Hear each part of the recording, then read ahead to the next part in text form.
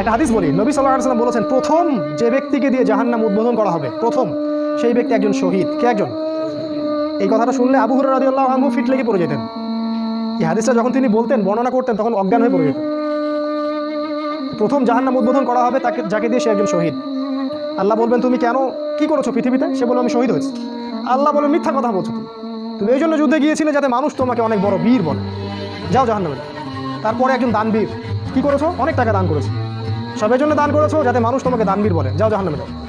তৃতীয় হচ্ছে আলেম। এই যে আলেম, কি করেছো? অনেক এলেম কালাম ছিল, আল্লাহ তোমার দিনের খেদমত করছে, মিথ্যা কথা। এই জন্যই করেছো, মানুষ তোমাকে বক্তা বলবে, কারি বলবে, আলেম বলবে, এই জন্য তুমি এইসব অর্জন করেছো, যাও জাহান্নামে যাও। এই জায়গায় আমার একটা ক্ষোভ আছে, কারণ আমরা আমাদের জীবনে একটা লম্বা সময় এইসব হেদায়েত থেকে বঞ্চিত ছিলাম। আমাদেরকে এগুলো কেউ শিখায়নি, স্কুলে না, কলেজে না, মাদ্রাসায় না, বিশ্ববিদ্যালয়ে, কোথাও না। কোনো জায়গায় এগুলো নিয়ে কোনো কথা হয় না, কোনো বই লেখা হয় না, কোনো থিসিস হয় না, সাবজেক্টই নাই। খালি মনে হচ্ছে ওই রফুল ইদাইন করো আর জোরে আমিন বলো আর বুকে হাত বাঁধো আর এগুলো নিয়ে মারামারি করো, কাটাকাটি করো আর মসজিদ ভাগ করো, এর জিহাদ করতেছে আল্লাহর কথায়। এগুলো হচ্ছে জিহাদ। হক কায়েম করতে হবে না, এটা হক। আল্লাহ বুঝদান করুক, আল্লাহ। এই হচ্ছে অবস্থা।